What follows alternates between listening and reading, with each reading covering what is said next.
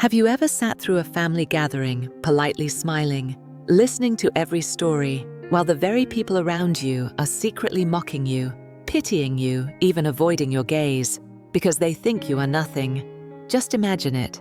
A fancy dinner party, crystal glasses, vintage wine, gleaming gold-plated plates, a whole extended family of people who consider themselves successful.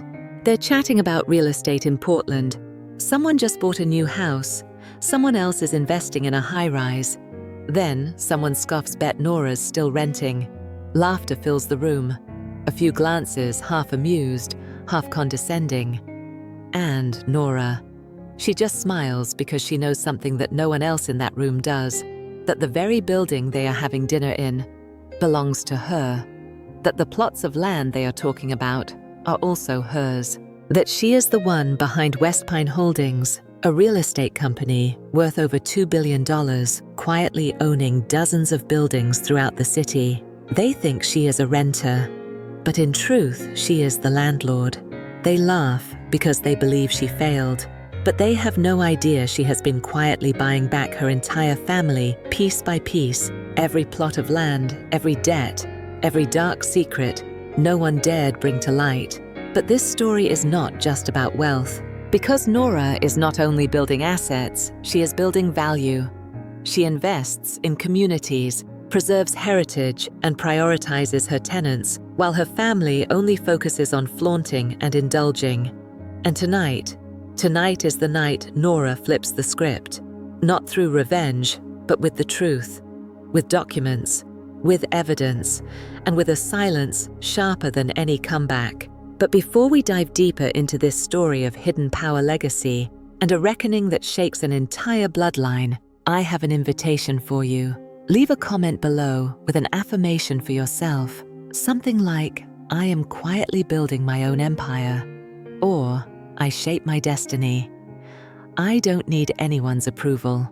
And if you believe that life lessons, spiritual insights, and wise decisions can change your life, then don't forget to like this video, subscribe to the channel, and turn on the notification bell. Because every week, we will explore real stories, ancient wisdom, and ways of living that help you grow strong from within. We are not just watching a video, we are creating a community that lives deeply, thinks big, and acts quietly but powerfully. And now, let's begin. Because Nora's story might just be your story too. Let's go back to that night, a night that seemed like just another family dinner, when in fact, it was the stage for a bitter drama, where every glass of wine was filled with pretense and pride, clouded every truth. The room was spacious, lit by glittering chandeliers. Voices echoed with self-satisfaction. Everyone was dressed to impress, laughing loudly, but each one trying to outtalk the next, as if their success depended on who could tell the most impressive story about themselves.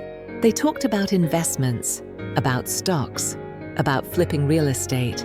Someone boasted about buying a luxury condo by the Willamette River. Another talked about turning their Lake Oswego villa into a high-profit Airbnb. And then, as if on cue, the conversation shifted to Nora.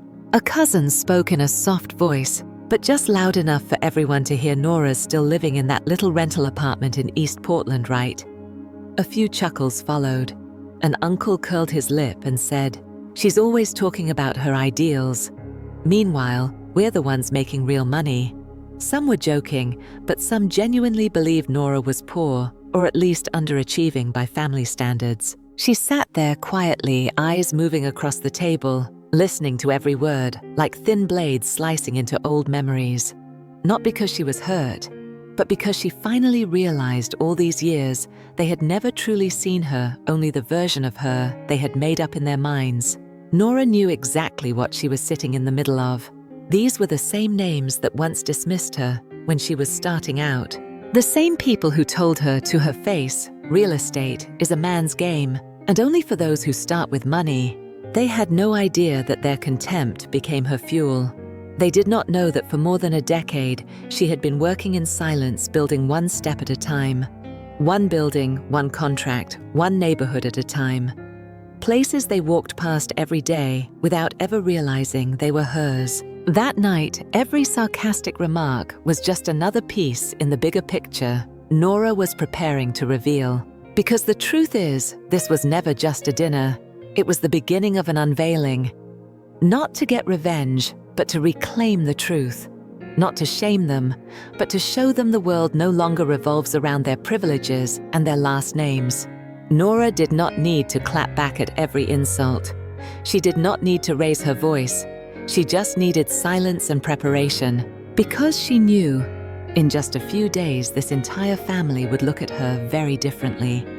Not because of the wealth she owned, but because of the awakening she was about to bring. After that evening, many in the family went home feeling smug and satisfied. They thought they were on top.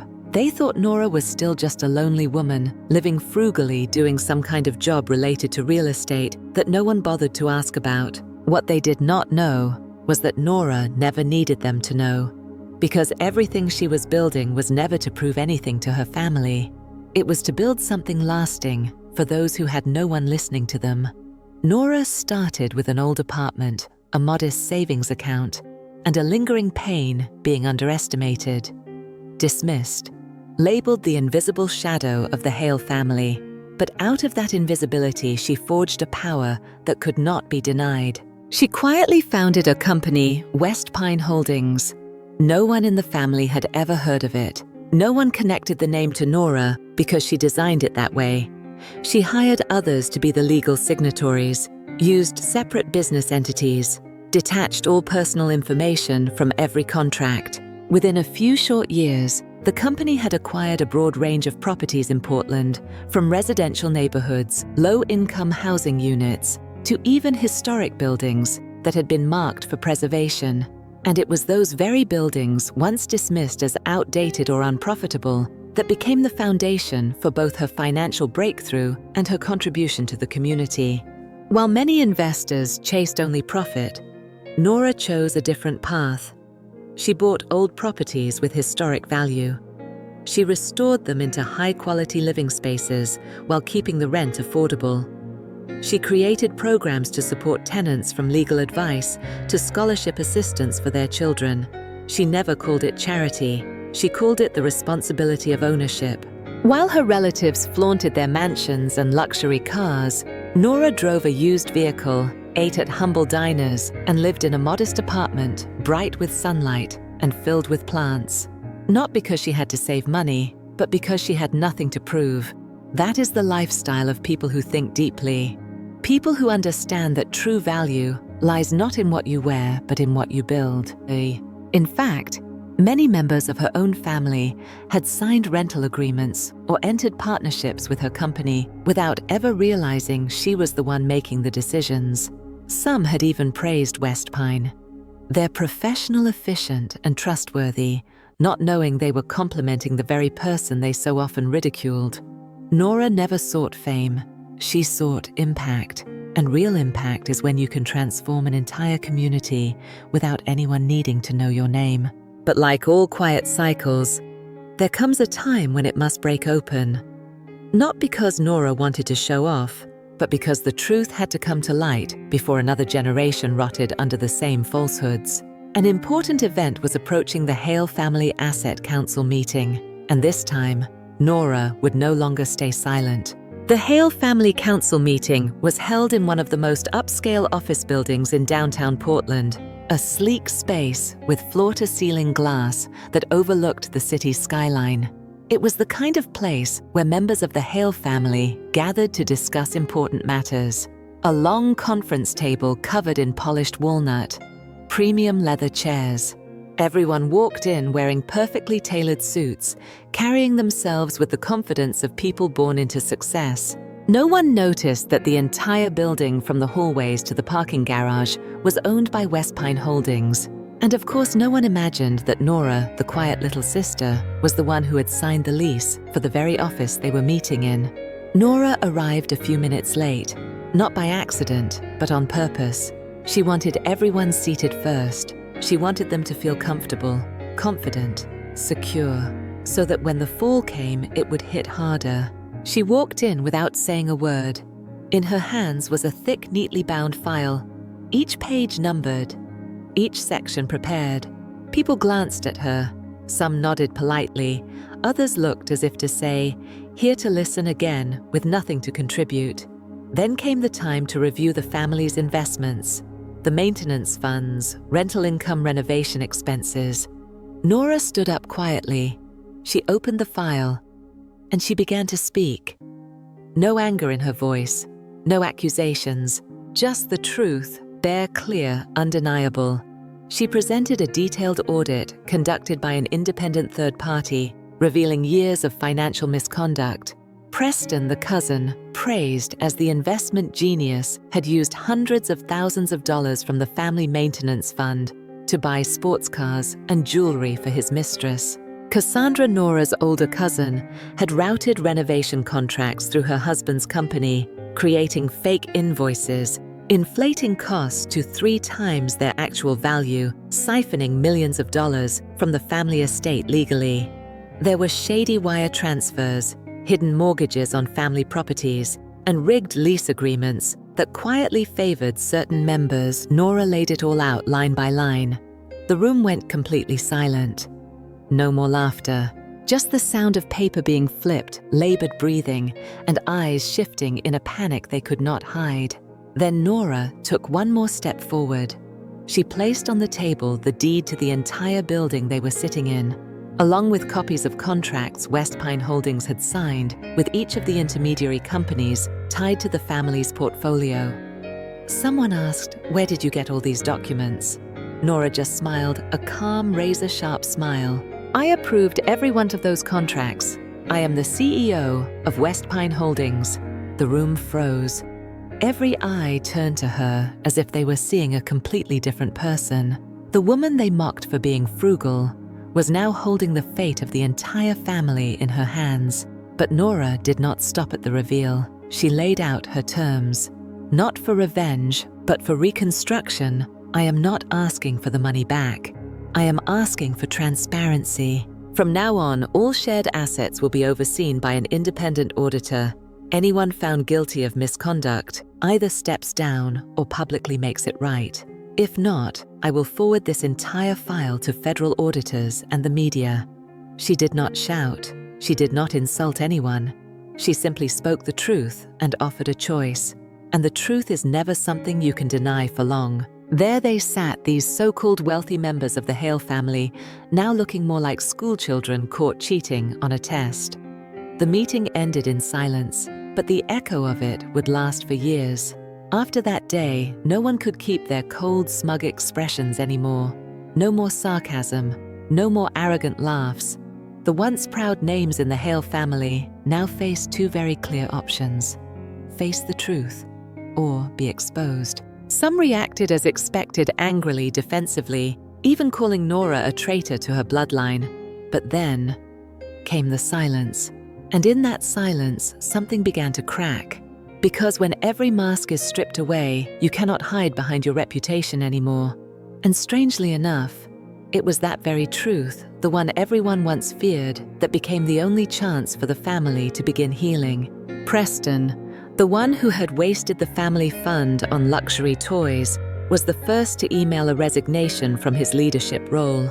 In his message, he wrote, "I was too arrogant. I need to take time to relearn, and this time not how to invest, but how to take responsibility."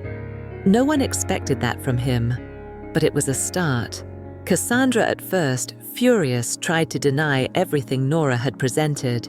But weeks later, she quietly visited Nora, bringing a stack of documents funds being repaid from her husband's company. No apology, just a nod, and one sentence: "I want my daughter to grow up in a family that does not lie." It was a real change, even if small, it had begun. And then, what moved Nora the most was not the money being returned or someone stepping down from power. It was a person who had nothing to do with the family's assets, but who had broken Nora's heart many years ago. Her mother, the one who had cut her off, who once told Nora she was a dreamer with no sense of reality. One day, without warning, her mother showed up at Nora's apartment door. No makeup, no pride, just a mother with tired eyes and a look full of quiet regret. She did not say much, She simply sat down at the kitchen table, the same table where Nora spent countless nights working alone. Then she looked at her daughter and said, "I do not understand what you have done, but I can see how the whole family is changing. And I know I was wrong. If you will let me, I want to start over, from the beginning, and I want to learn from you." Nora did not respond right away. She simply poured 2 cups of hot tea and sat down next to her mother. In that moment, there was no winning or losing. Just 2 women, 2 generations finally peeling away years of misunderstanding and silence. Even Nora's father, a man known for his stern traditional ways, had sent her a single message. It was short, but it carried the weight of a lifetime. "I never thought I would say this, but you were right." From a night of fake smiles to a meeting that shook a dynasty, it was now becoming a quiet awakening, one step at a time. Another winter came, but this year there was no lavish party at a grand estate. No crystal chandeliers, overpriced menus, or empty stories meant only to impress. No private DJs, no carefully curated guest lists, no bottles of vintage wine placed on tables just for show, then left untouched.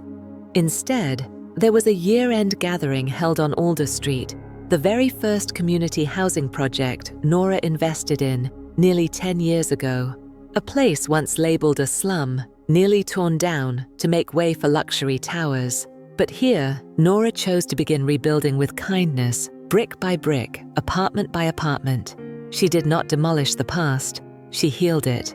And now the entire street glowed with warm light. String lights stretched across the narrow roads, every window open to the sound of children laughing. The smell of baked goods, the voices of elders chatting beside open fire pits. No formal invitations. Anyone who had lived, worked, or walked through the journey of Westpine was welcome. At the heart of the gathering was a small stage. Nora stood there not in glamorous makeup or designer clothes, but in a simple grey wool coat and the same old shoes she wore every year. But her eyes were shining not from fame, but from conviction. She did not speak for long. She simply told the story that everyone there had lived with her, from the day the building had a water leak to the day the entire neighborhood helped repaint the cracked walls. From community meetings, where only a few showed up to the day, over 300 residents signed a petition to preserve the playground for their children. And then she said something many people would later carry with them as a guide for life. "We do not need to leave a legacy if we are living without value today. I did not build an empire to prove I was right. I built it so others would know they can rise too, that they can begin again. Legacy is not what you leave behind when you die. It is what you live every day when no one is watching." The elders teared up. The children looked at her as if she were family. And among the crowd were even those relatives who once mocked her, now quietly handing out pastries, picking up chairs, talking to residents, as if trying to make amends through action. This was not easy forgiveness. It was transformation beginning from within.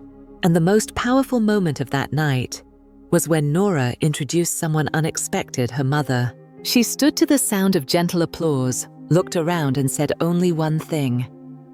"I once thought my daughter was going the wrong way, but now I know she was walking the path we should have all taken from the start. No apology needed, just recognition." And from that moment, a new generation in the family began learning again from the most basic truths: responsibility, connection, and gratitude. The night on Alder Street ended with the soft sound of a guitar played by a young tenant who had once nearly been forced out of the city by rising rent. Next to him was an elderly man, once a night shift security guard, now serving as the resident community coordinator. No one left in a hurry, because no one wanted to leave behind a feeling they had searched for their entire lives, the feeling of being seen, being valued, and being part of something greater than themselves. And in that moment, under golden lights, in the cold end-of-year breeze, and the soft murmur of joy, people began to understand why Nora Hale chose the quiet, difficult road, why she never bragged, why she never fought for credit. Because she knew true power does not need recognition. It lives in every choice you make when no one is watching, in every decision you make, not for applause, but because your conscience would not allow anything less. Nora did not tear anyone down. She simply put things back in their rightful place. She did not need others to bow their heads. She just needed them to rise with a different heart. And for you who are watching this video, if you have ever been underestimated, ever mocked, ever laughed at behind your back, remember you do not need to prove anything to them. You only need to build something strong enough that you feel proud when you look back at yourself. Start today. It does not have to be grand. It just has to be true to your values. Because one day you will not need to shout, "I made it." The way you live will speak loud enough for the whole world to hear. If Nora's story touched you, leave a comment below. I live to make an impact, not to show off. Or I build legacy not from money, but from the truth I choose to live. And do not forget to like this video, subscribe to the channel, and turn on the notification bell. Because every week we will meet again in stories full of wisdom, where ancient feng shui spiritual insight and real-life experience come together to guide you toward living deeply, living rightly, and living with purpose.